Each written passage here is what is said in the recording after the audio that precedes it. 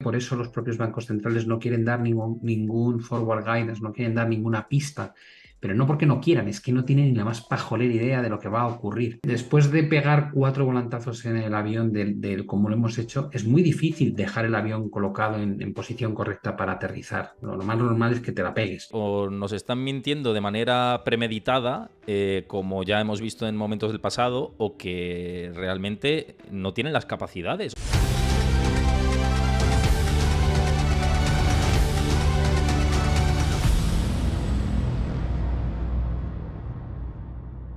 Antes de ver el vídeo al completo, recuerda darle a like, suscríbete a mi canal y déjame tu comentario. Por aquí con nosotros, después de unos meses, el verano de por medio y todo, Pablo Gil. ¿Qué tal, Pablo? Hola Héctor, ¿cómo estás? Encantado de volver por aquí. Encantado de que volvieras por aquí. Antes lo hemos comentado, he tenido un chorro de preguntas gigantes y me quiero quitar esto de encima. Porque como ha habido tanta pregunta, para que no me entren, prefiero que lo digas tú. Porque están diciendo, ¿y Pablo qué va a hacer? ¿Y va a hacer un programa diario? ¿Y no va a hacer un programa diario? Pues nada, yo sé lo que va a pasar, yo lo sé, pero prefiero que lo digas tú cuando lo tienes que decir, así que es tu momento. Bueno, estamos trabajando en muchos proyectos en paralelo. Ya sabes que siempre los horizontes temporales que te marcas se retrasan.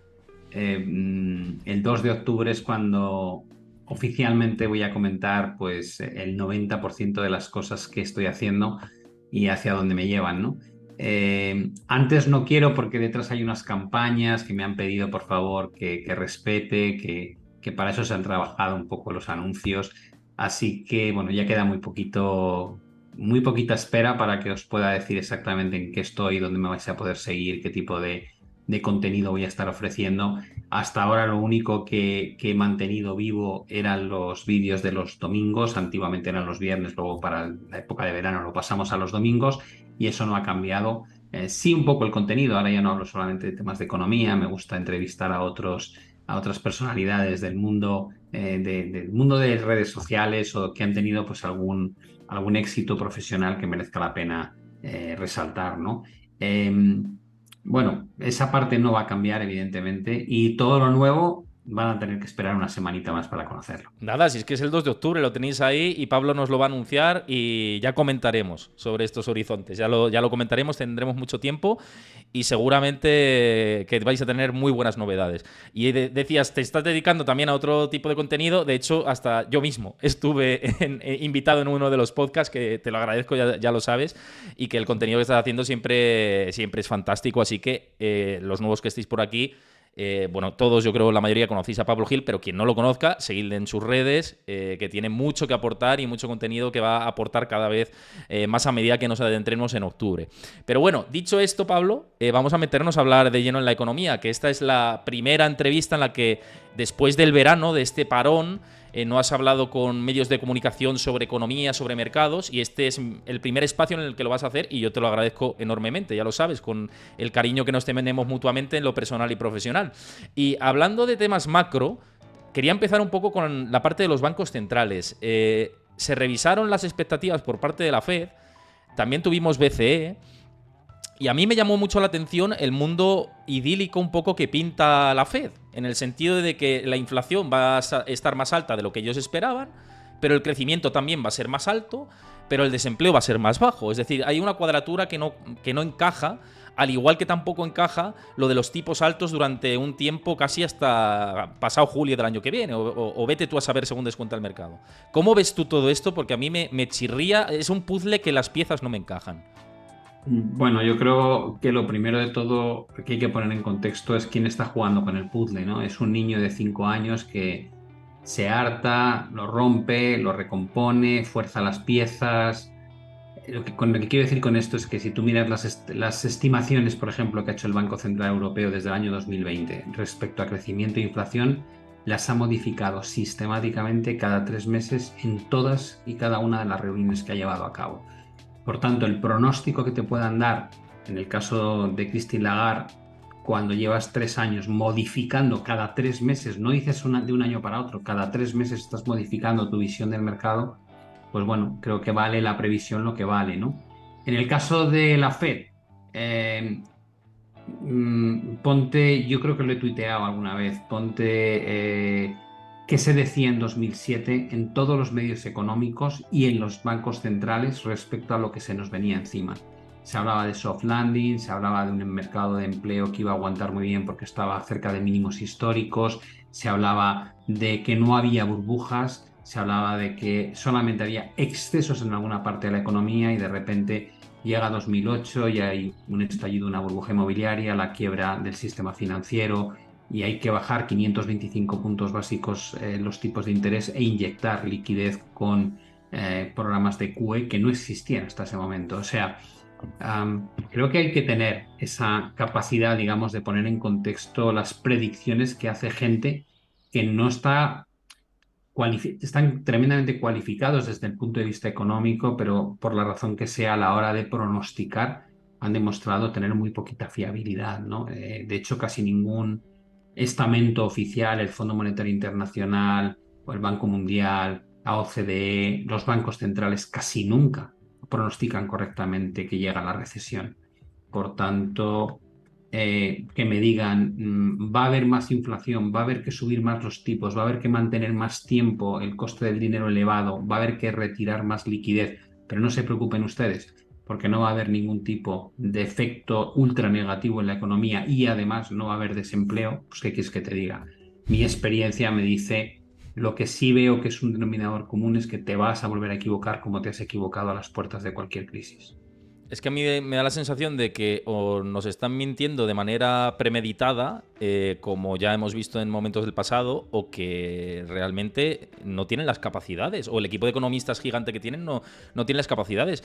En la rueda de prensa el otro día, Jerome Powell decía que, y fue el titular de muchos medios de comunicación en Estados Unidos, como por ejemplo la CNBC o The Street o Market Watch, y comentaba que el soft landing, es decir, el aterrizaje suave de la economía de Estados Unidos, no era su escenario base. Pero entonces, ¿cuál es su escenario base? Porque el hard landing entiendo que tampoco. El escenario base es que no hay aterrizaje de la economía. ¿Y es eso creíble con unos tipos al 5,5%, con una pausa larga que estaba comentando?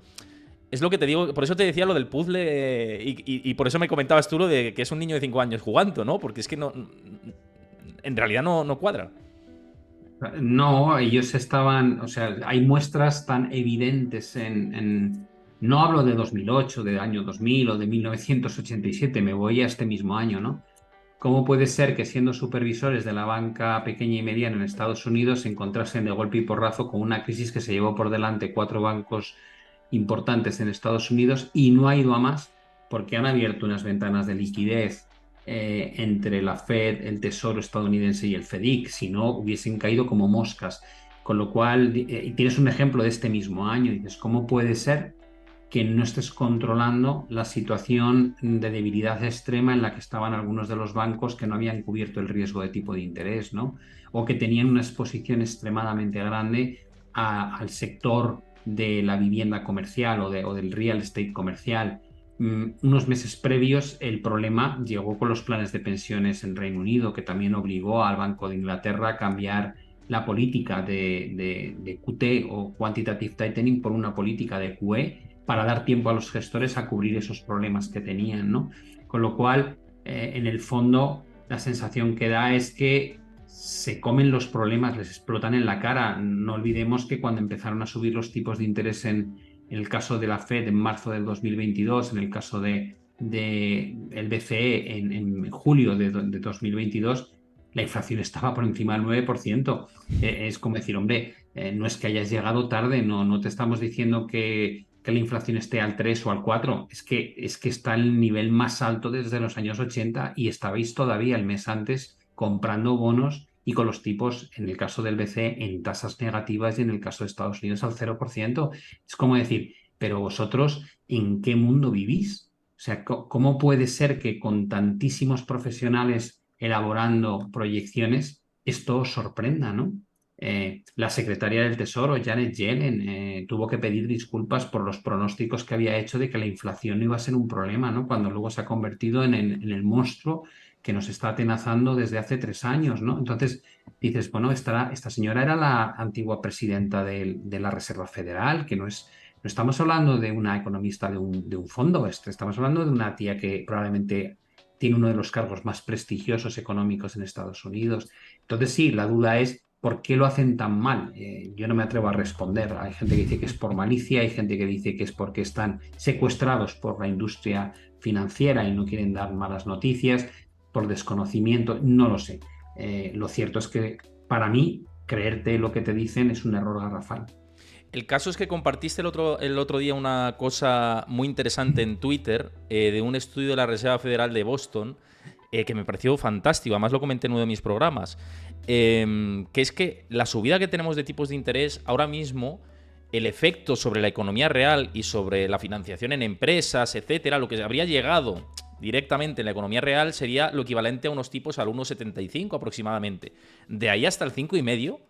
Fíjate si queda trecho, fíjate si queda travesía en el desierto durante los próximos meses que tenemos por delante. Sí, el problema aquí básicamente es que desde que, o sea, cuando a ti te suben los tipos de interés a la antigua usanza, que es 0,25 cada trimestre, cuando ha pasado un año te han subido un 1% los tipos de interés, ¿no? Y eso, teniendo en cuenta el decalaje habitual que suele necesitarse desde que empiezas a restringir la política monetaria hasta que impacta en la concesión de nuevos préstamos, en la renovación de nuevas líneas de crédito, etcétera, pues bueno, se va filtrando de forma suave. Pero esta es un poco la metáfora que yo digo siempre de el BCE y la Reserva Federal han abierto la botella de tequila y han hecho tra, y se han bebido 5 vasos seguidos. Y la gente dice, ¡guau! No afecta. Digo, no, no afecta, no. Dales una hora a estos tíos, hombre. Se acaban de beber 5 tequilazos. Ya, pero están muy bien, no se tambalean, la lengua le responde bien. Digo, ya, claro, es que hay un efecto retardado. Dices, vale, si esos 5 tequilas te los bebes durante 3 horas o 4 horas de reunión, para cuando vas por el tercero ya se te está notando. Pero porque lo has hecho de una manera paulatina, pero cuando lo haces de forma tan brusca, el efecto de cola que te va a llegar no lo ves venir, te va a pegar un golpe mortal, ¿no? Entonces, este estudio que hacía la propia Reserva Federal venía a decir esto que tú cuentas, ¿no?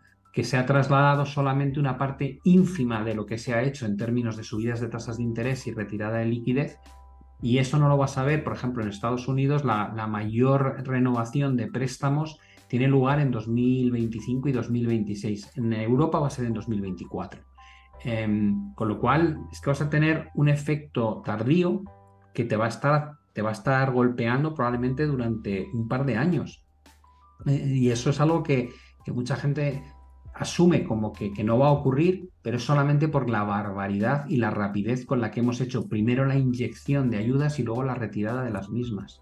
Es decir, que con esto que estás diciendo, ¿crees o podría ser posible que el impacto de una recesión más dura pueda demorarse hasta 2025, además teniendo en cuenta el ciclo electoral, que históricamente, quitando 2008 y algunas otras recesiones que ha habido en ciclos electorales, pudiera haber una recesión no en 2024, aguantando además otro tema que quería tocar contigo, que es la masiva deuda que se está emitiendo ahora mismo Estados Unidos, que está incurriendo en un déficit terrible, ¿no? Y lo hablaba con Rayo por aquí y me decía, es que claro, con este nivel de déficit, ¿cómo va a entrar en recesión? Si es que están metiendo dinero a chorro por otro lado, el tesoro. Aquí hay dos puntos que son muy interesantes de este tema, ¿no? Por un lado es el efecto retardado que estábamos diciendo. Por otro lado, que se está dando una anomalía, ¿no? Y es que tienes una política monetaria ultra restrictiva por la retirada de liquidez en términos de compra de bonos, en este caso dejar vencer bonos, y por otro lado, con la subida de tasas de interés, en el caso de Estados Unidos hasta el 5, por encima del 5 y en el caso de Europa al 4,5%, y el absurdo de que en Estados Unidos se está haciendo política fiscal muy expansiva todavía, porque el programa que se aprobó a principios de 2022 por parte de los demócratas está permitiendo hacer una barbaridad de gasto público que no debería estar haciéndose porque mantiene la economía viva, pero también mantiene las presiones de inflación, lo cual dificulta mucho la labor que está llevando a cabo la Reserva Federal, ¿no? Y aquí tenemos el mismo problema en Europa. Se aprobaron paquetes fiscales expansivos muy grandes. Acuérdate de los 200.000 millones para Italia, los 140.000 para España. Son paquetes que se van poco a poco desembolsando, aunque llevamos mucho retraso en implementación, y mientras tanto tienes a un BCE que lucha desaforadamente por contener la inflación, con lo cual no estamos teniendo políticas monetarias y fiscales del mismo signo, sino de signo contrario, y eso desestabiliza muchísimo y retrasa mucho los efectos de la política monetaria, lo cual hace que los bancos centrales probablemente tengan que hacer más de lo que en otras circunstancias deberían hacer. Si vas más allá, lo que te encuentras es un endeudamiento crónico por parte de Estados Unidos que se acerca al 130% sobre el PIB. Y ya sabemos lo que ocurre. El mejor ejemplo son Japón e Italia. Cuando tú alcanzas determinado nivel de endeudamiento es a costa de sacrificar crecimiento económico futuro, ¿no? Italia está, la economía, no hablemos de tasas interanuales que la gente se pierde, ¿no? Si crecen al 2, al 3, al -1. No, no, mírate el tamaño en términos de PIB, en términos de cantidad absoluta. La economía italiana tiene el mismo PIB que tenía en 2006 y la economía japonesa el mismo PIB que tenía en el 1992. Es decir, son dos economías que no han crecido en nada. Una en 30 y tantos años, la otra en más de 15. Y curiosamente, uno tiene 264% de deuda sobre el PIB y la otra pues tiene en torno al 150%. Con lo cual Estados Unidos está jugando un juego muy peligroso, ¿no? De un endeudamiento que puede al final hipotecar pues la capacidad de crecer en el futuro. Y de hecho que pierda la hegemonía, que esto además lo están hablando cada vez más bancos de inversión, más gestoras, de que va a perder la hegemonía como siga por este camino del endeudamiento crónico. China con la capacidad, por ejemplo, que tiene de endeudarse, aunque ahora lo esté pasando mal, pero de cara al futuro, esto allana ese camino desde luego. Sí, lo que pasa es que aquí hay un tema que no debemos perder de vista y es que se endeuda todo el mundo. Esto es como cuando hablamos de por qué no se debilita el dólar sino que se fortalece. Digo, pues porque es que está haciendo Japón y que hace Reino Unido y que hace la zona euro, si es que estamos haciendo todos lo mismo, con lo cual el dólar sigue siendo el tuerto en el mundo de los ciegos, ¿no? Es decir, no es porque lo haga bien, es que los demás lo hacen peor, es que el resto de las economías todavía tienen menor fortaleza. No hay alguien que digas esto es porque China también se está endeudando, hay mucha más deuda a nivel empresarial que a nivel gobierno, pero en términos agregados, ¿no? De lo que llamaríamos households o particulares, por otro lado corporates o empresas y por otro lado governments o deuda soberana, si agregas los tres estamentos de la economía, China también se ha endeudado mucho, ¿no? Con lo cual dices, bueno, como no hay nadie que sirva de ejemplo de lo que hay que hacer, pues evidentemente el daño al imperio estadounidense es más difícil de infligirlo porque no hay una alternativa muy clara todavía. Otra cosa es que a la larga, yo creo que a largo plazo es una cosa que va a pasar, pues China le está echando un pulso a Estados Unidos y yo creo que, por ejemplo, movimientos que ya estamos viendo, ¿no? De intentar yuanizar la economía, llevar parte del comercio internacional, por ejemplo, con países árabes, el petróleo, que se paguen yuanes, que la divisa china empieza a tener un poquito más de aceptación de la que tiene, porque estamos hablando de la segunda economía del mundo, pero luego en términos de cuántas transacciones se hacen en yuanes, realmente la cantidad es ridículamente Sí, pequeña, ¿no? sí, sí, sí. Pero para eso hay que quitar los controles de tipo de cambio. Es decir, queda mucho camino por hacer, me parece a mí. Sí, lo que se dice de desdolarización, ¿no? Que es como un debate que está ahora mismo en escena y que se está comentando mucho y vamos, seguramente tengamos mucho que hablar en ese sentido.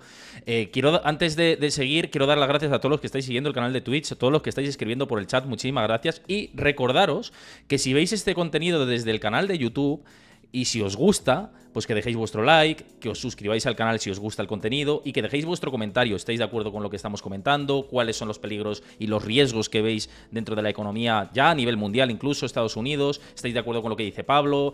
Con lo que estoy diciendo yo también por mi parte. Dejad vuestro comentario, que siempre ayuda. Si veis desde YouTube esto, ya sabéis, ese es el camino.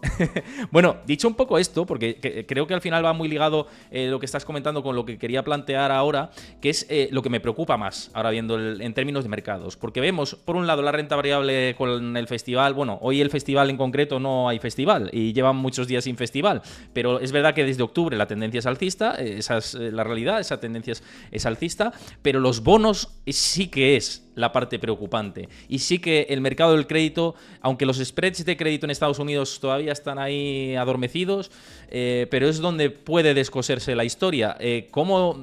¿Qué te parece que está reflejando ahora mismo el mercado de bonos? Y si crees que el mercado del crédito puede empezar a preocuparnos a partir de este próximo trimestre, que siempre final de septiembre, principio de octubre, es como unos meses clave dentro del mercado del crédito, igual que marzo-abril. ¿Tú cómo lo ves por tu lado? A ver, yo creo que hay muchas cosas que no tienen demasiado sentido, pero están ocurriendo, ¿no? Y muchas veces antes de una crisis ocurren cosas sin sentido. De hecho, es casi es una condición necesaria para que haya un problema. Cuando todo el mundo ve el gran riesgo, te cubres y entonces no pasa. Aunque un buen ejemplo fue 2022, ¿no? Donde era la recesión más cacareada de la historia y no vivimos un efecto de colapso en términos de activos de riesgo, ni que los spreads de crédito se disparasen o que la volatilidad alcanzase cotas de 50%. Ahora no, ahora el sentimiento es mucho más proclive a que pueda haber un problema porque se habla de tal vez ni siquiera hay soft landing. No va a afectar, como tú dices, que sigan subiendo los tipos de interés. ¿Qué más da que el 10 años esté al 4,5%, por encima del 4,5%, o que el tipo hipotecario esté por encima del 7% en Estados Unidos? No pasa nada. O que se esté encareciendo el coste de financiación para Italia muy por encima de lo que hemos visto durante el último año y medio. Esa sensación de ya me he hartado de que viene el lobo y no viene, es lo que te hace bajar un poco las defensas, ¿no? Cuando yo veo que los bonos alcanzan rentabilidades más elevadas, para mí es simplemente ver a alguien jugar empapado de gasolina con una cerilla, ¿no? Es como decir, eh, ¿cómo no puedes estar preocupado? O sea, ¿cómo es un análisis tan sencillo de hacer? Dices, si hay más de 300 trillones de dólares en el mundo, en este caso son billones europeos, trillones estadounidenses, y hay un 350% de deuda sobre el PIB, y lo que está pasando en Europa y en Estados Unidos no es solamente ahí, sino a nivel global, quitando China y Japón, donde los tipos no han subido. Aunque en Japón han dejado que el 10 años se mueva hacia 0,75%, mientras que antes estaba en torno al 0%. O sea que Japón, de una manera mucho más lenta, pero también está permitiendo ese movimiento. Es solo China la que está abaratando el coste de financiación. Cuando todo el mundo mundial está manteniendo costes del dinero más elevados de lo que eran habituales antes, en un entorno donde la deuda nunca ha sido tan grande como la actual, es la cerilla y la gasolina. Es La, blanco y en la botella. pregunta no es, Blanco y en claro, botella leche. la pregunta no es si va a pasar algo, la pregunta es cuándo va a pasar algo. Y cuanto menos miedo tenga el que lleva la cerilla en la mano, que en este caso es el Banco Central, peor me lo pones. Porque si tú estás aterrorizado, pues tienes muchísimo cuidado de que esa cerilla no toque nada. Pero cuando estás tranquilo, no va a ocurrir nada, qué bien, que a pesar de todo lo que he hecho, puedo hacer más, que no pasa nada, es cuando realmente hay un riesgo. Entonces, yo creo que el tensionamiento en el coste del dinero es una malísima noticia y que lo único que hace es darle mucha más probabilidad al accidente de lo que teníamos antes. Eh, el hecho de que se crean que no va a pasar nada, creo que es otra cosa que alimenta el riesgo mucho más.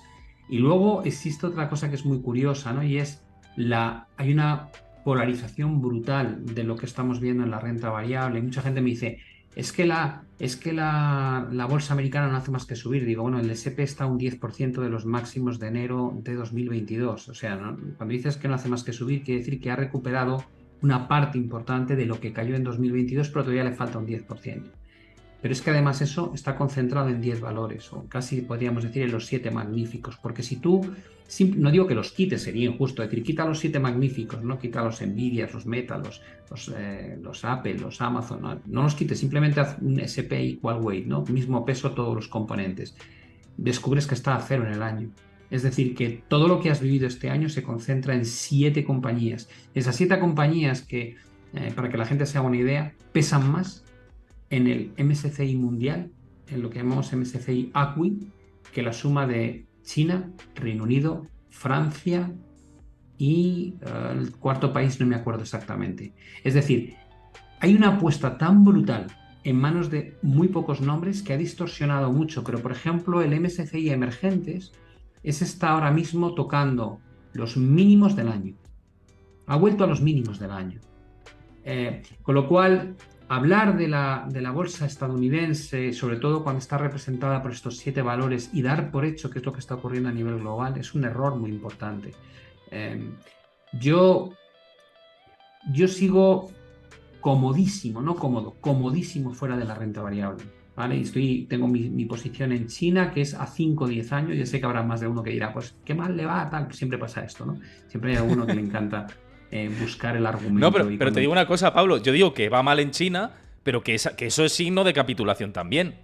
Es No, que no, está pues es que claro. además es que, por desgracia, hay una cultura entre los inversores. Hay mucha gente que dice, yo soy inversor de largo plazo, pero no es verdad, ¿no? Yo siempre digo, ¿cuántas veces miras tu posición? Ah, una vez a la semana. Digo, pues no eres un inversor a largo plazo. Un inversor a largo plazo la mira una vez al mes, como mucho, porque realmente si estás pensando en 5 o 10 años, ¿para qué vas a perder el tiempo mirando lo que pasa los lunes, los miércoles y los viernes? Estás jugando a otra cosa muy distinta, ¿no? Con lo cual, yo ya descubrí hace mucho tiempo que inversores de largo plazo hay muy pocos, ¿no? Todo el mundo le encanta hablar del largo plazo, pero luego están con stops ceñiditos y pasándolo mal porque una semana no va bien la estrategia. Am, ya expliqué esto, ¿no, Héctor? Decir, bueno, si se reúne las condiciones de políticas monetarias y fiscales expansivas, que China las tiene, valoraciones de derribo, que en muchos sectores China las tiene, y unos titulares a nivel redes sociales y en revistas económicas y en research de bancos de inversión, donde solamente se habla de lo malo, como pasa en China actualmente, ¿no? La burbuja inmobiliaria, la crisis de crédito, el desempleo juvenil, la falta de crecimiento que no van a llegar a 5,5, todo lo que oyes es malo. Yo todos los días recibo algún artículo que habla de los problemas de Countryside, Mm. de Evergrande y tal. Digo, vale, la fuga de los inversores fuera de China, alternativas al mercado chino. Digo, está perfecto. Esto es exactamente cuando yo decía en 2009, cuando yo gestionaba mi fondo, la gente no me llamaba para preguntarme dónde está el suelo del SP, me preguntaban cuál es el siguiente banco de inversión que va a quebrar, dónde tengo que poner mi dinero, es mejor una caja fuerte en Suiza, va a desaparecer el euro, vamos a volver a la peseta. Esa era la conversación Mm. en las grandes crisis del 2008 y la crisis periférica 2010-2011. Y eso es lo que estás viendo en titulares en China, ni más ni menos. Lo que nadie dice es, desde máximos históricos, la bolsa china bajó más de un 70%, ¿vale? O desde el año pasado, desde los picos del 2021, bajó más de un 50%. Con lo cual dices, ese es el entorno en el que yo a largo plazo me siento muy cómodo invirtiendo, no porque vaya a encontrar el suelo del mercado, es que no pretendo encontrar el suelo del mercado, es imposible. Es imposible, Simplemente sí. sé que a largo plazo en este entorno, cuando te metes, es muy fácil obtener grandes revalorizaciones bursátiles, así de sencillo. En Estados Unidos y en Europa no veo ese clima, no veo ni esa huida de los mercados, ni veo esa sensación de miedo, ni veo la volatilidad disparada. La volatilidad en China el año pasado alcanzó cotas altísimas y el spread de crédito con las aseguradoras y con las empresas promotoras inmobiliarias se disparó como 5 veces más de lo que se había disparado durante el COVID.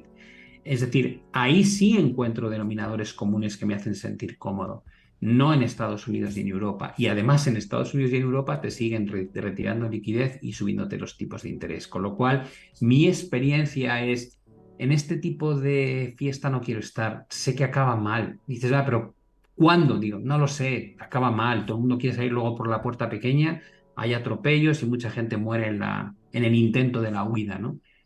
Yo no quiero estar ahí, yo quiero estar en otro tipo de fiestas. Y hay no solamente la de la bolsa, es que hay muchas fiestas y algunas tienen mucho sentido, ¿no? Más allá de lo que es invertir o no en renta variable. No, totalmente. Y esto de la fiesta, digo, no, no, esta fiesta al final acaba siempre vomitando o con un mal cuerpo, esto acaba siempre igual. Antes decían por el chat, dice, es que nadie habla de aterrizaje duro. O poca gente está hablando de aterrizaje duro. Si se habla de un aterrizaje es de suave. Generalmente, es decir, sí, recesión suave, mild recession.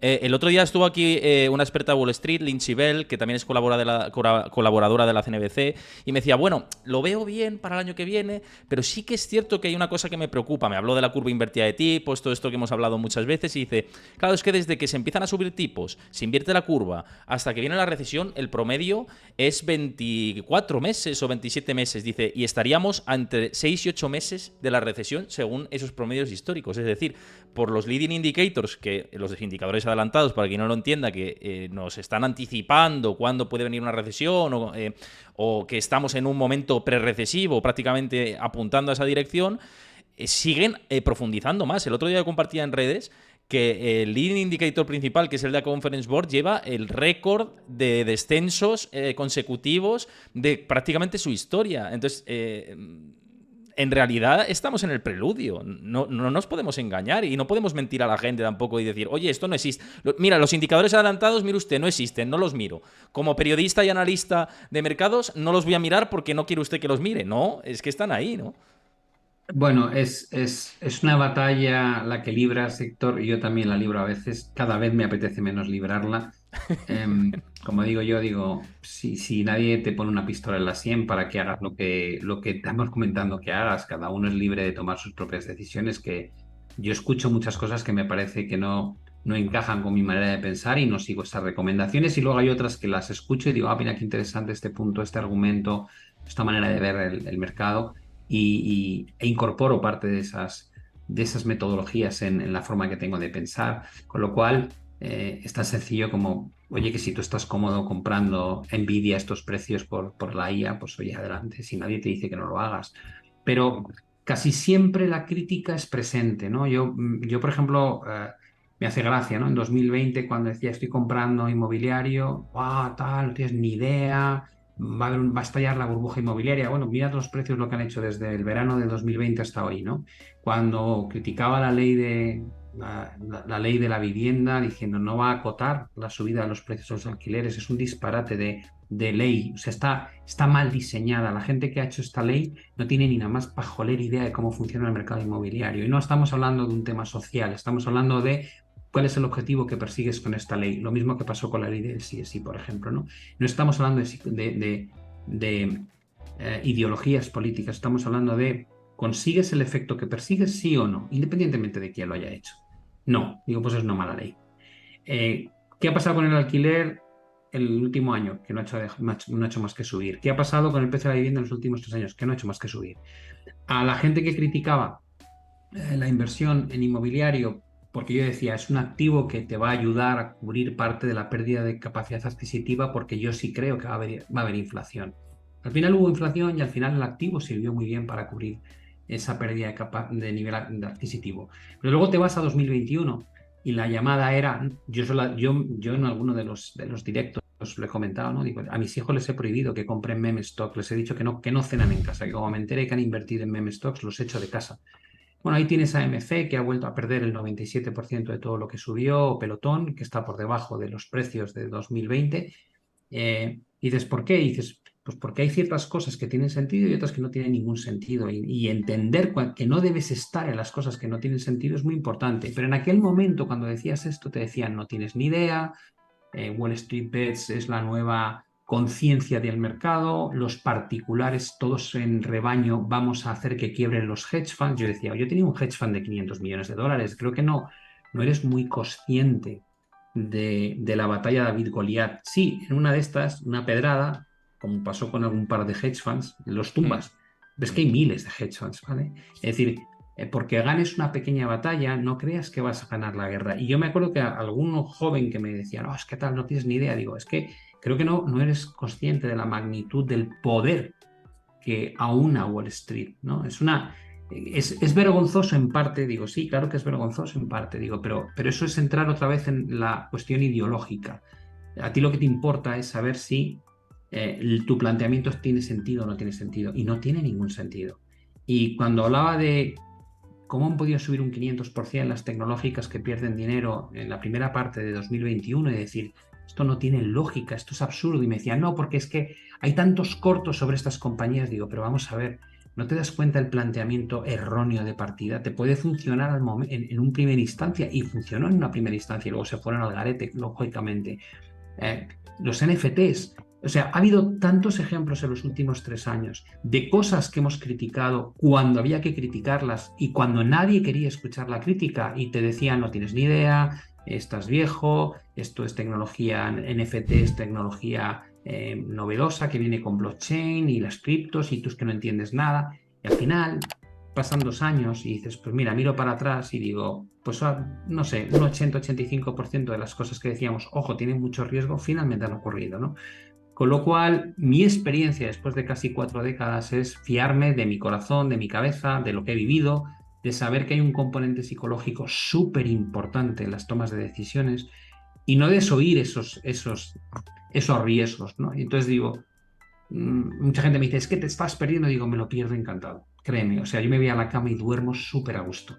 permíteme La que no pierna esté. suelta. Vale, Pero ya vamos, o está, sea, claro. duerme tranquilo, sí, sí. Fórrate tú, pero si yo no soy envidioso, si yo, a mí no me ha ido nada mal, digo, fórrate tú, si no, no tengo ningún problema. Ojalá Nvidia tenga un PER de 140 y te forres con Nvidia, digo, pero permítame que esté fuera. Es que yo estuve en Cisco, ¿vale? Cisco iba a ser la compañía que iba, cuando llegó Internet al mundo, que no existía Internet, yo era un chaval joven también, y Cisco iba a ser la compañía que iba a conectar el mundo a través de Internet.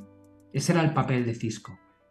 Ah, y tenía todo el sentido. Y cuando lo vendíamos, la idea la vendíamos, era lo más robusto del mundo. Cisco luego bajó un 90%, ¿vale? Y no ha vuelto a los máximos que marcó en el año 2000 todavía. Entonces, permíteme que tenga esa desconfianza, ¿no? Esa visión conservadora. Y no pretendo que nadie haga lo que hago yo, ¿eh? Que conste que yo estoy muy a gusto Pero si haciendo es lo que yo que hago. No quiero yo creo que hay convencer que a nadie. no, y es que estoy de acuerdo. Yo creo que hay que saber diferenciar de las grandes megatendencias y la inteligencia artificial. Yo estoy de acuerdo en que es una gran megatendencia y tú mismo estás haciendo o has hecho un máster de inteligencia artificial y sabes que es una gran tendencia. Pero el problema son las expectativas que se generan en el corto plazo sobre esa tendencia, que es lo que pasó con la revolución de Internet, que evidentemente hubo una revolución de Internet, pero si se sobrecalienta en meses o en un año esa revolución futura y se compran expectativas de aquí a 20 años, pues no estás comprando la realidad, ¿no? El tema, sí que hay un Ahí, matiz, que el tema de Nvidia que sí que es un empresón, sí que tiene un bagaje detrás y sí que tiene un track record, pero se ha sobreinflado. Ahí está claro que no es sostenible eso. mira, yo siempre he sido muy friki de la tecnología, ¿no? Yo en el año 84 ya programaba y estaba en Estados Unidos manejando ordenadores y vine aquí y quería hacer la carrera de informática y no existía. Solamente había la escuela de informática y te enseñaban las tarjetas perforadas, los lectores de tarjeta, que yo decía, pero ¿esto qué es? Por Dios, Así si yo empezó mi tenía mi... padre, que mi padre hizo físicas, no había carrera. Ah, que si lenguaje Fortran, digo, pero ¿qué me estás contando? Si yo estaba un año en Estados Unidos y teníamos cada uno en su sitio un Commodore, en aquella época era ese ordenador, y estábamos ahí haciendo programación muy básica, pero... Y era como un shock. Siempre me ha apasionado, ¿no? Y yo me conectaba con un módem de 1200 baudios, que la gente, si supiese qué velocidad es esa, no se lo creería, a Estados Unidos, cuando aquí no había llegado Internet. Bueno, yo he obligado a todos mis hijos a a apuntarse al máster de inteligencia artificial. Yo genero mis imágenes con inteligencia artificial. Ahora estoy probando DALL-E 3, que está ahí a las puertas de salir ya para todo el mundo. Por supuesto, me he hecho el máster, no lo he terminado todavía, pero no he tenido tiempo, mm, sobre una serie de programas que me parecen muy interesantes. Y soy, o sea, soy un creyente de lo que llega nuevo, ¿eh? Y yo tengo Bitcoin y Ethereum. Es decir, eh, no soy de los que digo, como no lo entiendo, lo aparto. No, no, no, yo soy de los de como no lo entiendo, lo estudio. Y cuando considero, yo por ejemplo a mis hijos les he dicho, o sea, el mundo ya ha cambiado, no es que vaya a cambiar, ya ha cambiado. Si no te has enterado, estás muerto. Les obligo, digo, mi hijo, el que estudia informática, digo, estás muerto. Yo programo casi al mismo ritmo de velocidad que tú y no sé programar solamente utilizando inteligencia artificial, con lo cual tienes que migrar a otra cosa o tienes que potenciar lo que tú haces con esas herramientas, ¿no? Y esto, para que la gente me entienda, que no quiero hacer el feo a los programadores, mi hijo es informático, nada más lejos de mi intención, es, esto es como ver a alguien que sabe manejar una Excel, ¿no? Una Excel de verdad, alguien que le saca el 90% del partido a la Excel y cuando tú lo ves, dices, ostras, mi hoja de cálculo y la tuya no son la misma cosa. Digo, no, efectivamente, yo manejo la Excel en plan básico, hago mis macros y mis cosas, pero no dejo de pasar de ahí y el que la maneja a nivel profesional dices, hombre, esto es, no tiene límites, ¿no? Bueno, pues va a pasar lo mismo con la IA. Habrá gente que lo usará como Google, pondrá ahí, búscame tal, o quiero saber tal, o hazme un trabajo, y luego están los que lo usarán de otra manera, ¿no? Que es lo que yo estoy aprendiendo a hacer. Yo y mucha otra gente que quiere estar en la punta de lanza. Entonces, ¿nos va a cambiar el mundo? Sí. ¿Va a haber compañías que van a ser ultra eficientes? Sí. ¿Va a haber compañías que van a ganar dinero a expuertas porque van a sustituir costes fijos que tienen ahora por tecnologías mucho más baratas? Sí. Mira lo que hizo Gizmondo. Echó a toda la plantilla y tampoco quiero meterme ahora en si ha sido justo o no ha sido justo y lo ha sustituido por dos inteligencias artificiales, ¿no? Va a pasar y eso va a abrir una economía nueva ante nosotros que tenemos que aprender a digerir, ¿no? Donde habrá grandes ganadores y grandes perdedores, como cuando llegó Internet. Mira Kodak, que era un gran ganador del mundo del mundo analógico y cómo perdió la batalla en el mundo digital. O mira Blockbuster, ¿no? Que era O ganador en el mundo Nokia, por físico. ejemplo. Nokia Sí, también. hay muchos ejemplos, ¿no? Netflix es el nuevo Blockbuster, ¿no? Y dices, bueno, ¿y cómo pasó? Y pues, no supo hacerlo. Microsoft sí, Microsoft era ganador en el año 99-2000 y sigue siendo, claro, líder de tecnología. Y eso es lo que hay que intentar ver, ¿no? ¿Quiénes van a estar ahí? ¿Por qué van a estar ahí? Y no cerrar la puerta a lo que llega, porque no hay manera, por mucho que lo regulen, que deben regularlo además, es imparable esto que estamos viendo, con lo cual te tienes que montar en este caballo y tienes que entenderlo y aprender a manejarlo. Pero fíjate que has dicho un ejemplo que me parece el mejor de todos, que es Microsoft. Se infló en la burbuja.com, se deshinchó una barbaridad, capituló y luego a partir de ahí creció porque era una empresa sólida, con un CEO fantástico, con unas ideas de negocio bien implantadas. Pasó en la travesía de Steve Ballmer como CEO durante mucho tiempo y luego hasta que no llegó Satya Nadella después, mucho tiempo después, y se metió en el negocio de la nube, ya creció de manera estructural y fuerte. Pero es un gran ejemplo precisamente Microsoft de los excesos que supone una burbuja, las correcciones que representan esa burbuja y el posterior auge después si la empresa de verdad tiene unos fundamentales detrás, ¿no? Entonces ya veremos quién sale ganador de todo esto. Sí. Tienes un ejemplo también muy bueno con Yahoo, cuando nace Internet, todos escribíamos yahoo.com, yahoo.es para buscar, igual que la gente está acostumbrada durante una década a utilizar Google, ¿no? Me dices, vale, ¿y quién le quitó a Yahoo? Digo, Google. Google le quitó el puesto. ¿Y por qué? Digo, pues porque lo hizo mejor, pero tenía un monopolio casi Yahoo, ¿no? Y mucha gente me dice, no, es que Google nunca podría. Digo, bueno, nunca podría, nunca podría. Mira, yo no usaba Bing, ¿no? Pero ahora que tengo ChatGPT integrado en la búsqueda y pasa más allá de 2021 en el uso de los datos y además van a integrar dentro de ChatGPT DALI 3, que ahora yo lo tengo en una aplicación aparte. Digo, pues no sé, yo ya estoy usando Bing, ¿no? Y dices, ¿podría ser un ataque a Google como lo entendemos? Digo, sí, claro, las cosas pueden pasar. Nokia parecía imbatible en la carrera de los móviles del futuro, ¿no? Tenía esos móviles con teclado cuando nadie los tenía. Y mira lo que ha pasado después, cómo le ha comido la tostada a Apple, por ejemplo, ¿no? O BlackBerry era el móvil que utilizábamos todos los trabajadores de empresa porque Sí. tenía el teclado QWERTY, porque era increíble para contestar emails, tal. Y ahora ves a los chicos jóvenes, mis hijos, les ves teclear en la pantalla y es enfermizo. O sea, es que están hablando contigo, están tecleando otra cosa simultáneamente.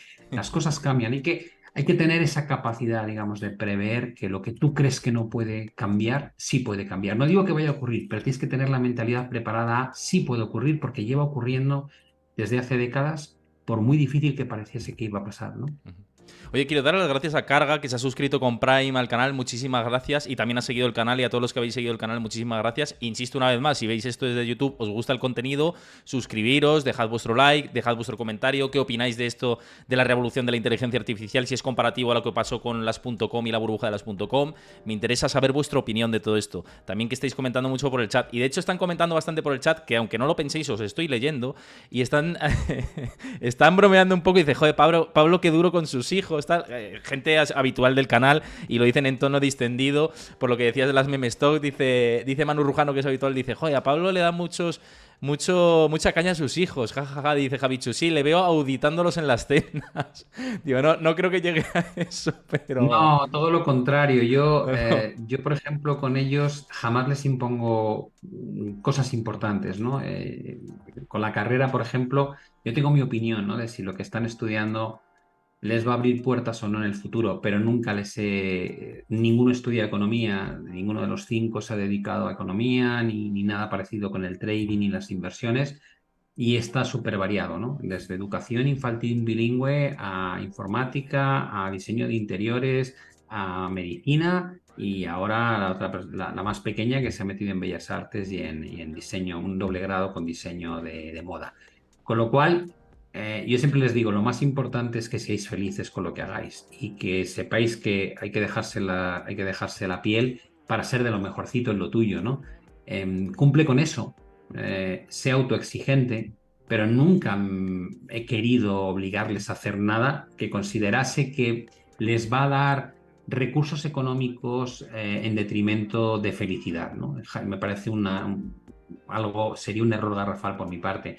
Cuando yo les digo lo de los meme stocks, no penséis que voy habitación por habitación diciendo os lo prohíbo. No, es que estábamos cenando y a la cuarta conversación de no, mi amigo ha comprado en GameStop, mi amigo tiene AMC, es mejor este otro, compra tal. Yo preguntaba, digo, pero ¿sabéis a qué se dedican esas empresas?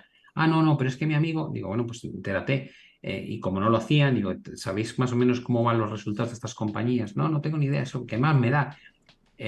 O esta cripto, pero ¿sabes esta cripto que tiene detrás? ¿Qué tipo de desarrollo está haciendo? ¿Sabes si se puede hacer staking con ella? ¿Sabes si están quemando o están reduciendo masa monetaria o está limitada como Bitcoin? No, no tenía ni idea de nada. Con lo cual llega un momento que digo, no debéis hacer esto, ¿no? Y si no me hacen caso es cuando les digo, bueno, como me entere que estáis metiendo dinero importante, si meten 100 euros y los pierden, está muy Bueno, bien, es un que se juego, tropiecen sí, casi un juego. y aprendan, ¿no? Pero digo, Mm. como me enteré que os jugáis, pues el dinero que tenéis en este tipo de estupideces, entonces sí que me voy a cabrear, ¿no? Entonces ahí es porque yo me dedico a esto, ¿vale? Es como si yo a lo mejor tuviese un problema de que estoy fumando y bebiendo todo el día y mi hijo, el que está estudiando medicina, cuando ya sea médico, me diga, oye, es que no estoy dispuesto a no echarte la bronca cuando veo que te va a pasar algo grave como sigas por este camino, ¿no? Y ese es un poco el toque de atención.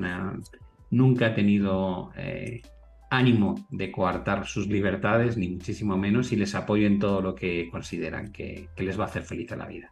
Oye, Pablo, pues hay una película nueva que van a estrenar el próximo 4 de octubre, por lo menos en Estados Unidos, no sé si en España, que tiene una pintaza de la leche y que puedes ir a ver de premier con tus hijos y hasta me sumo yo, ¿eh? Podemos ir ahí en comunidad, que se llama Golpe a Wall Street.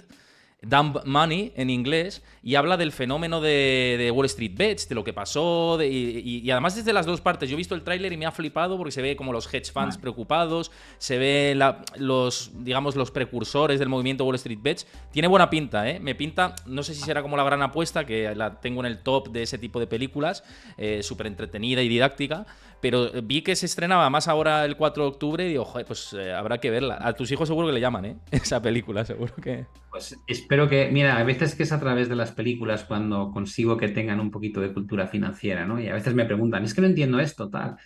Y es ahí cuando les explicas. Ah, pero bueno, ya te digo, con respeto a todo el mundo les puedes educar, yo eso intento, no simplemente que se caigan, pero que no se abran la cabeza cuando se caigan, simplemente es eso. Exacto, sí. Mira, me dice NK Mart, dice, Héctor, ¿no le vas a comentar ayer lo que hablaste de la posible subida en la bolsa del último trimestre? Claro, yo lo que hablé, y además porque cogí de referencia a Ryan Dietrich, que comparte estadística y en términos estacionales además comparte una información muy buena, y comenté que si seguía precisamente este FOMO que hemos comentado antes de la inteligencia artificial, si no venían catalizadores adversos, como un riesgo de crédito o como que repunta la inflación de manera fuerte y demás, que tenía sentido lo que decía Ryan Dietrich, de que cuando había caídas en agosto y septiembre de manera, digamos, consecutiva, simplemente el año 57 era la única excepción en la que no se subía en el último trimestre. Y digo, me cuadra en el contexto actual que esto pueda pasar, lo cual no quiere decir que, pero sí es lo que estamos hablando, que el ciclo se alarga y que el fin de ciclo se alarga. Y digo, bueno, Mira, pues te comento esta idea, pero... está en mi reflexión de, ayer tuve que anticipar un poco la newsletter que sale el jueves, pero la dejé casi lista y comento eso. Hay uno de los posts dentro de la newsletter, que ya sabéis que es gratuita, o sea que podéis suscribiros cuando queráis, que pone, hay que comprar la bolsa ya, y hablo justo de esto. Digo, avisaba en la newsletter de hace 4 semanas que empezaba uno de los meses más complicados para la bolsa estadísticamente. Eh, se ha cumplido a rajatabla el pronóstico de ser cuidadoso en septiembre porque lo han hecho muy mal todas las bolsas, pero por las mismas que los 3 meses que vienen estadísticamente son muy positivos, ¿no? Con lo cual se abría ahí una ventana muy interesante para pescar en estas aguas revueltas cuando parece que la gente más se está asustando, para pescar de cara a tener 3 meses consecutivos probablemente buenos de aquí a finales de año. Sí, por supuesto. Es que es así. Yo sí sé diferenciar entre los timings, ¿no? Yo sé que hay mucha gente que es como es negativo en el mercado o en la economía, siempre está corto. Digo, bueno, eso demuestra una incultura financiera de tal calibre que casi no merece la pena ni responder, ¿no? O eh, cabe la opción de decir que la bolsa lo va a hacer bien durante 3, 4 meses y aún así tener una visión de yo no quiero estar expuesto a la bolsa a nivel patrimonial a medio o largo plazo. Digo, claro, tiene todo el sentido del mundo. Si yo creo que hay 3 meses por delante positivos, a lo mejor lo que estoy buscando es en mi cuenta de trading, pues donde se forma este suelo de las caídas que estamos viendo todavía, para buscar ese posicionamiento a 2, 3 meses vista. Sí, claro que sí, lo hago de hecho. Eh, pero cuando la gente me dice, ¿tienes cartera ya metida en la bolsa americana, europea, de esas que no tocas durante años? Digo, no, por supuesto que no. Es decir, es un tema de decir, bueno, ¿cómo te mueves? ¿Especulas con la vivienda? No, la vivienda la tengo a largo plazo, claro. Ahí no es trading, yo no compro y vendo vivienda. Primero porque tiene un coste fiscal muy alto, ¿no? Pero no hago trading con la vivienda. ¿Estás haciendo trading con el oro? Digo, no, no tengo una posición estructural también. Y con las criptos, digo, pues mira, la mitad fue de trading, me salí muy bien, tuve suerte y hubiese querido comprar a 10.000. Bitcoin no llegó, se acercó bastante a 15.000 y pico. Digo, quién sabe si llegará o no llegará. Pero la otra mitad la tengo estructural. Con lo cual sí diferencio.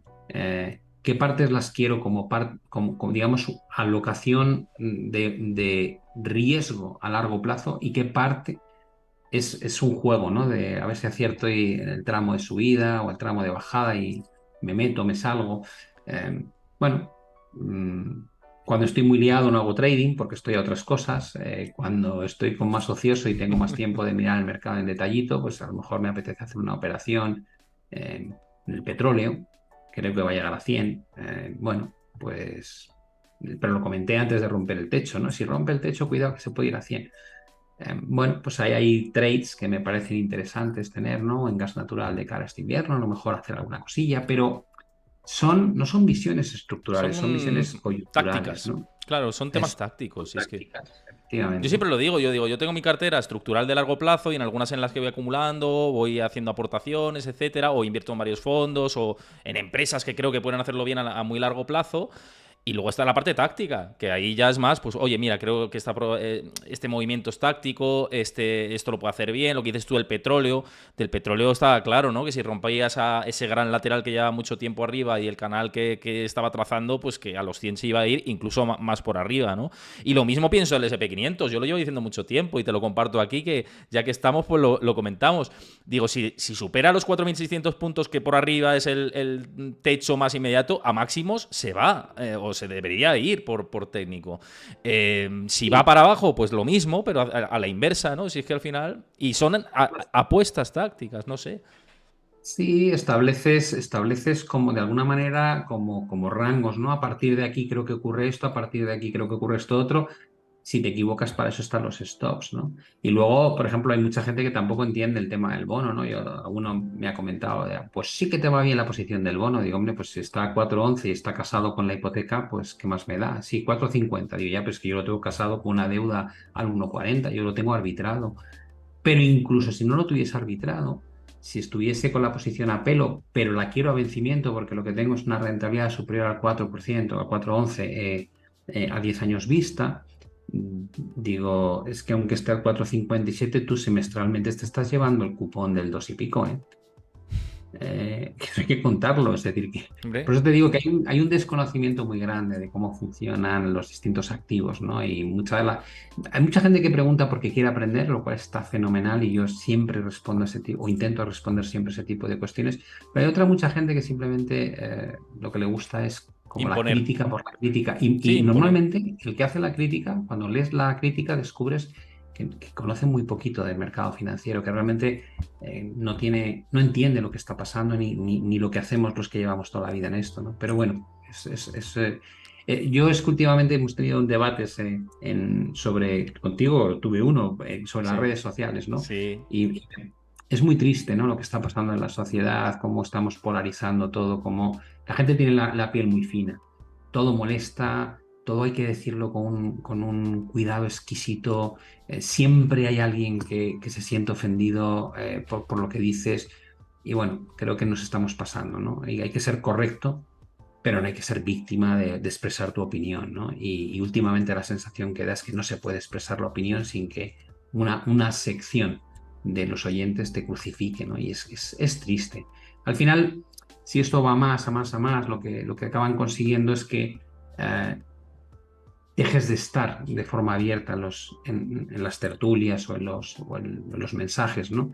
y simplemente aquellos que les interesa, pues paguen por escucharte. Y digo, es triste porque hay gente que a lo mejor no puede pagarlo, pero estos otros que critican es lo que han forzado que ocurra, ¿no? Es por eso digo que es una reflexión que merece la pena hacerse. Mira, mismamente mi amigo José Luis Cárpatos, que lo conoces, hemos debatido muchas veces, él tiene los comentarios Grandísimo cerrados, profesional. pues claro, él tiene los comentarios cerrados a raíz de estos comentarios. Dice, ¿para qué voy a leer lo que no me interesa? Pues yo cierro los comentarios y ya está. Me lo ha dicho muchas veces. Y yo le he dicho, pero José, si a ti la gente te quiere, o sea, si son 4 matados ahí, que... Si, vamos, eres un profesional como la copa de un pino, pero es verdad que te puede mellar todo esto y lo hemos hablado, lo que dices tú en tu podcast en el que estuve yo contigo, con Eli de Ferrari, con Juanma, que es Ciencias del Comportamiento, que lo podéis ver ese podcast en el canal de YouTube de Pablo Gil, lo estuvimos comentando, ¿no? Y cómo es difícil a veces casar una crítica destructiva, que no te la lleves a lo personal, que se quede estrictamente en el plano profesional y cómo hacer todo esto, ¿no? Pero es cierto, ¿no? Lo que dices, que muchas Yo, veces te dan ganas de decir, oye, pues ¿para qué voy a hacer esto en abierto, ¿no? Si que esté conmigo quien yo he quiere estar. vivido, fíjate, yo he vivido esto cuando el problema era en el medio escrito, ¿no? Antiguamente, hace 10 15 años, las redes sociales no eran lo que son ahora. eh, a lo mejor te hacían una entrevista y el periodista buscando ese amarillismo, el titular que le daba, las frases que te colgaba entrecomilladas estaban totalmente sacadas de contexto, ¿no? Y buscaba ese impacto mediático. Pero claro, ese impacto mediático era infinitamente menor que el que tenemos ahora, ¿no? Ahora todo fluye como corre como la pólvora. Entonces, yo sí me he dado cuenta, yo soy una persona bastante mesurada en general, ¿no? No suelo ser muy polémico, sé qué temas debo evitar y cuáles puedo mencionar o hablar con mis amigos íntimos, mi familia, em, y no los comparto en las redes sociales, me parece un disparate, ¿no? Son ganas de incendiarlas. Hay mucha gente que le encanta incendiar las redes, a mí no. Pero sí me da pena cuando a veces digo, jolín, con la mesura con la que intento hablar, siempre con esa especie de disclaimer de esto es lo que yo opino, pero no tiene por qué ser lo correcto, no estoy obligando a nadie a hacer nada, lo doy gratuito, si no te gusta no lo consumas. Y a pesar de todo eso, ves cómo hay un rum rum de ciertos sectores, ¿no? Que parece como, es como llenas persiguiendo a un reno, ¿no? Es como decir, bueno, no van a parar hasta que se lo coman, ¿no? Y a mí me da pena, ¿no? Mm. Yo te digo, ahora mismo estoy muy alejado de los comentarios, pero sí me ha pasado con gente que conozco que me dicen, jo, es que se me están quitando las ganas. Digo, ya, te entiendo perfectamente. Pero sobre todo, te entiendo y me da rabia porque no está hecho por gente que tenga argumentos y conocimientos buenos. De hecho, yo al principio cuando me enfadaba siempre decía, pónmelos en una mesa, por favor, o sea, hazme este favor, a este desgraciado, pónmelo en una mesa, cara a cara. Déjamelo 5 minutos, porque es que lo voy a descuartizar, porque es que no tiene, más allá del insulto, no tiene ningún argumento. Y se va a sentir totalmente acoquinado en cuanto empecemos a hablar. Pero en la red social eso no pasa. Él suelta la patada, luego otro continúa con la patada y se convierte en una especie de bullying o persecución que es completamente ridícula. Y esto no es que me afecte a mí personalmente, que como digo, cada vez estoy más alejado de los comentarios, tal, es que me parece una lástima que la sociedad se dirija Mm. por este camino, ¿no? Creo que es un paso atrás brutal y deberíamos ser conscientes de lo que estamos haciendo, ¿no? Y por desgracia creo que cada año es peor, no es mejor. Así que bueno, es una reflexión que hago porque sé que al menos de los que me siguen a mí, el 90 y tantos % son tremendamente educados y encantados de Lo recibir son. opinión. Y a ellos les dirijo, digo, este comentario, que qué triste hacia dónde estamos yendo, ¿no? Y por unos pobres desgraciados la que estamos, lo mal que se está percibiendo que funcionan las redes sociales y los chats, los grupos, etcétera. Es una lástima. Además te digo una cosa, Pablo, y esto te lo digo desde el cariño y conociéndote. Si te conocieran personalmente y cómo eres y lo generoso que eres, se les quitaba la gilipollez, y perdóname la expresión, rápidamente. Lo generoso que eres con todo el mundo que se te acerca. O sea, yo te he visto desde fuera, o sea, aparte de la amistad, te veo desde fuera cómo tratas a la gente en los eventos presenciales, en todo, y digo, pero ¿por qué esa ira y esa rabia? Es que no tiene sentido. Y como no tiene sentido, yo creo que es mejor lo que dices tú, pasar de ello. E incluso lo que haces tú, que ni siquiera los comentarios en muchos casos los ves, o estás delegada, aparte de tus redes sociales, en un profesional también que es como la copa de un pino. Y es lo Sí. mejor, y es lo mejor, y es lo mejor, porque es que Oye, si no. te agradezco mucho la valoración que me has hecho, pero vamos, yo esto lo hago como hago con mis hijos, ¿no? Cuando veo que una cosa está mal, que yo considero que está mal, con la humildad de saber que es solo mi opinión, pero digo, chicos, cambiémoslo, hagamos un esfuerzo, ¿no? Y a mis hijos les digo, no te metas ahí, tío, de verdad, que te va a salir mal, créeme, que te va a salir mal, que es que lo he visto muchas veces. Bueno, pues Mm. aquí es un poco parecido, digo, yo experimentando estos últimos años y digo, "Uf, vamos por mala dirección, de verdad, no sigamos por este camino. Eh, que cuesta lo mismo un elogio que una crítica. Que no te gusta, no lo consumas, pero déjalo en paz, ¿para qué te vas a... por- o sea, no sé si es envidia, es complicado de entender y a mí no me entra en la cabeza. O sea, yo intento ponerme en el lugar del que hace esa crítica así y pienso, ¿cómo tienes que tener tu interior para que te salga tanta porquería por la boca? O sea, de verdad no lo termino de comprender, pero bueno, es lo que hay. ¿Sabes lo que me pasó una vez? Compartí como varios comentarios de hate por Instagram porque decía, mira, esto es lo que me pasa, tal, la gente no entiende, tal. Era una cosa que lo hacía también para visibilizar el hate que hay en las redes y concienciar a la gente. Pero luego me di cuenta que me escribía gente diciendo, ¿y quién es? No sé qué, porque yo tachaba el usuario, no quería que vieran que el usuario, ¿y quién es? Y vamos a por él, no sé qué, y digo, y dije, espera, cuidado, que yo lo que no quiero es que lo que me hacen a mí lo hagáis vosotros al otro. Si lo estoy haciendo es Claro, para concienciar de que esto no lo hagáis. Es decir, que yo claro. lo que quiero decir es que os concienciéis de que esto no está bien. Si me estáis ahora viniendo 8 en masa diciendo voy a por él, le voy a decir que es un imbécil, ¿cómo te...? Digo, estáis haciendo lo mismo que no quiero que hagáis. Totalmente. Pero es la polarización de la sociedad. Es lo que has hablado antes y es así. Oye, quiero hacerte dos preguntas rápidas que me va a decir la gente que no hago caso al chat. Y nos preguntaba por aquí José Plocu, dice que viendo la fortaleza reciente del dólar, que si ves interesante invertir en activos dominados en dólares desde euros, sin cubrir divisa, o te parece como un poco locura, eso te lo pregunto yo. Bueno, hemos tenido el euro dólar perdiendo la paridad, lo hemos tenido luego acercándose a niveles de 1,14, está ahora 1,07 creo. Yo estaba en Londres la semana pasada y no he estado superpuesto con los niveles exactos, pero lo estoy chequeando sobre la marcha. Dame un segundito, 1,0570, vale, cerca de 1,06. Está en medio de lo que ha sido el rango de los últimos meses, ¿no? Separado como 7 figuras, 8 figuras de los picos y de los valles. Ah, personalmente, o sea, en otras circunstancias, yo por ejemplo, cuando en 2018 compraba deuda estadounidense, que es un activo americano, estaba a 1,24 el euro dólar. Y yo decía, esto es una locura, esto es un regalo. 1,24, ¿no? Euro dólar. Si me dices por debajo de cuando hice la segunda operación en el bono, sí cubrí la divisa, pues estaba a 0,96. Dije, esto está ido. Aquí tengo más dudas, ¿sabes? No lo veo tan extremo. Si me dijeses, ¿qué crees que va a pasar? Digo, bueno, creo que si crees que va a haber buenos meses de octubre, noviembre y diciembre en la bolsa, el dólar va a dejar de ser tanto activo refugio como está siendo ahora y probablemente va a rebotar en la cota 1,05 y se va a ir hacia cotas de 1,08. Eso sería mi visión en función de el papel que juega el dólar como activo refugio y que también está llegando a un nivel de suelos importante, ¿no? Si nos equivocamos y el trimestre último no es bueno, pues podrías encontrarte con un dólar que se sigue fortaleciendo contra el euro y cae por debajo de 1,05. Pero si aplicamos un poco eso que hemos dicho antes de la estadística, te diría, creo que el euro Mm. va a tender a encontrar un suelo más o menos en sincronía con lo que lo haga la bolsa. Y estoy de acuerdo, y fíjate, yo siempre digo que cuando miré el euro dólar en su momento, todo el mundo me decía, los 0,80, 0,85, y digo, hombre, si te fijas exclusivamente en lo técnico para seguir el Forex, que es un mercado extremadamente difícil y complicado, me parece que no tiene sentido mirar exclusivamente el técnico, porque tú lo sabes, Pablo, el mercado de divisas confluyen tantas cuestiones, desde lo macro, lo geopolítico, políticas de los bancos centrales, que decir, hombre, a Estados Unidos le va a interesar un dólar en el 0,85 y a Europa también.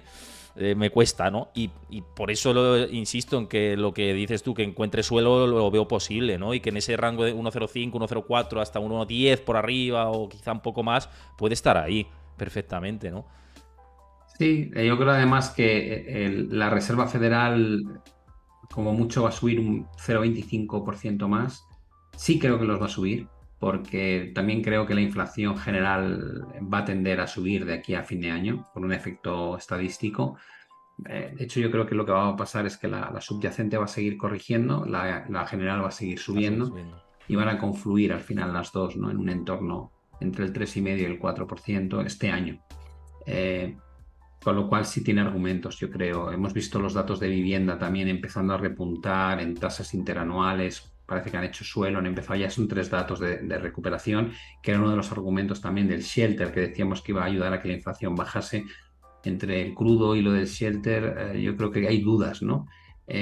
Así que yo sí digo, yo sí te diría, en noviembre tienes 0,25 de subida de tipos en Estados Unidos. En Europa creo que también te queda alguna subida más, ¿no? Y se va a cerrar el gap. Yo creo que entre los tipos en Estados Unidos y en Europa a lo mejor al final tienes una diferencia de 0,50, no mucho más, ¿no? Mm. Con lo cual ahí se va a estabilizar. Eh, a lo mejor eso ayuda a tener un euro dólar que encuentra un suelo y se empieza a ir hacia cotas un poquito más altas. Otra cosa será el año que viene. Si realmente se forma un problema gordo a nivel económico, el dólar suele tender a ser moneda refugio, ¿no? Y ahí podría volver otra vez a hacerlo mejor que divisas como el euro o la libra. Fíjate que con esto último que dices, simplemente una cosa más, porque es que linda mucho con lo que me dicen desde Estados Unidos, porque yo me fijo en los swaps, en los futuros sobre fondos federales, que no descuentan absolutamente nada, ni en noviembre ni en diciembre, y yo con los contactos que hablo de allí, de Estados Unidos, que muchos tienen fuentes directas en Reserva Federal de Nueva York o de Boston, etcétera, y estos pues obviamente están dentro de lo que es el conjunto de la Fed en general, y me dicen, a mí, o sea, lo que me trasladan es, no se descarta nada. De hecho, Powell lo dice, me dicen, es posible una subida. ¿Que se ha reducido esa posibilidad? Se ha reducido, pero no se ha reducido como para descartarlo. Es posible una subida. Me siguen diciendo, desde Estados Unidos me siguen diciendo lo mismo. Es posible una subida de tipos de interés en noviembre o diciembre. O sea, en alguno de los 2 meses. Eso es lo que me trasladan, pero... Sí, a mí me sorprende porque, mira, en Estados Unidos la verdad es que cuando miras el desequilibrio tan grande que hay en el mercado laboral, todavía, aunque se está cerrando el gap entre oferta y demanda de empleo, todavía sigue siendo un gap importante, ¿no? Y tiene una tasa de desempleo que sigue siendo un lujo. Pero y luego tienes unas condiciones crediticias que se han tensionado, pero no tanto como cabría esperar que se hubiesen tensionado si no hubiese habido las ayudas a los bancos medianos y pequeños. Pero cuando te vas a Europa, las condiciones crediticias están fatal, o sea, han empeorado una barbaridad. Sí. No tienes crecimiento económico. Es decir, que si yo fuese Christine Lagarde, tendría mucha más prudencia. Lo que pasa es que llega tan tarde, o sea, esto es el problema de hacerlo mal. Christine Lagarde no sube los tipos en marzo, sube los tipos en julio, perdón, cuando la inflación está completamente desbocada. Y dices, ¿por qué? ¿Por qué tardas tanto en empezar? Ahora resulta que como la inflación ha empezado a corregir desde cotas más altas y más tardíamente que en Estados Unidos, todavía estás metiéndole subidas de tipos de interés y retirada de liquidez muy rápida del sistema y dices, ya para, si ya lo tienes, si ya tienes la recesión en las puertas, pero si es que va a haber recesión en Europa porque ya tienes a Alemania en recesión, tienes las condiciones crediticias tremendamente tensas, tienes la retirada de liquidez, ya la has liado parda. Ya se empieza a ver que la has liado parda. Y sin embargo sigue con ese decalaje tardío, ¿no? Entonces, en mi opinión, la situación en Europa es mucho peor que en Estados Unidos. Creo que el error que vamos a cometer es muy grande. En Estados Unidos también, pero vamos a verlo más adelante, ¿no? Porque tienen ahí como una especie de reserva. El otro día hablaban de que el 80%, que también esto lo creo que lo comentaba en la newsletter, el 80% de los ciudadanos estadounidenses ya tienen menos ahorro del que tenían en 2020, antes de la pandemia. Y el 20% restante tiene más ahorro del que tenía entonces. Bueno, pues ya te estaba diciendo algo, ¿no? Los riesgos para el consumo en los trimestres venideros y el otro gran problema, que es la desigualdad social que existe allí, ¿no? Que la brecha Total. entre los ricos y los pobres no hace más que incrementarse. Mm. Bueno, yo creo que en Europa es muy probable que no levantemos cabeza fácilmente y ya han bajado las estimaciones de crecimiento para este año y el que viene. Y yo creo que todavía siguen estando muy altas, muy por encima de lo que van a ser realmente. Sí. Así que bueno, hay que tener cuidadillo con las bolsas europeas, en mi opinión. No, bastante, bastante. Y fíjate lo que dices de Estados Unidos, ya por cerrar esto y cerrar el programa. Fíjate la crisis del fentanilo, ¿no? Todo esto. El otro día leí que estábamos en el momento de mayor mendicidad en Estados Unidos desde los años 80. Pues evidentemente la inflación se nota y lo que dices que hay que tener mucho cuidado y las diferencias de clases cada vez son más grandes. y vamos a tener un problema en los próximos años con todo esto, ya desde el punto de vista social, ¿eh? Ya al margen de la economía, que está ligado todo, pero es así. Sí, la gente tiene que entender una cosa que es súper importante y es que la dimensión de lo que hemos hecho entre 2020 y 2021 es de tal calibre que no puedes aplicar con normalidad el ajuste después. Es decir, no puedes pretender después de lo que se ha hecho que las cosas vuelvan al punto de equilibrio rápidamente. Es imposible. Cuando tú pegas un volantazo de semejante magnitud como lo que hicimos a nivel monetario y fiscal, primero la depresión económica del 2020, después el volantazo de estímulo fiscal, luego la reacción tardía y brutal que estamos teniendo en políticas monetarias, pero cruzadas con políticas fiscales. El entorno que hemos generado desde el punto de vista de leer la economía es tremendamente complejo, ¿no? Y yo creo que por eso los propios bancos centrales no quieren dar ningún forward guidance, no quieren dar ninguna pista, pero no porque no quieran, es que no tienen ni la más pajolera idea de lo que va a ocurrir por todo lo que han estado haciendo, ¿no? Por la magnitud de lo que han hecho y la rapidez con la que lo han hecho. Y eso cualquier inversor debe tenerlo en la cabeza, decir, bueno, esto no, después de pegar 4 volantazos en el avión como lo hemos hecho, es muy difícil dejar el avión colocado en posición correcta para aterrizar. Lo más normal es que te la pegues. Con lo cual, yo sería muy prudente, ¿no? Como así como despedida. No negativo, pero sí muy prudente. Y es una buena despedida, además, totalmente. Oye, Pablo, como siempre es un placer tenerte por aquí. Se te echaba de menos, pero a partir de ahora, bueno, ya sabéis, lo hemos dicho al principio del programa, el 2 de octubre Pablo anunciará sus nuevos proyectos, tendremos novedades. Estad pendiente de sus redes sociales, que nos tiene muchas cosas que contar. Y como siempre, pues por aquí un espacio mensual, como habitualmente. Bueno, pues nada, un placer como siempre, Héctor.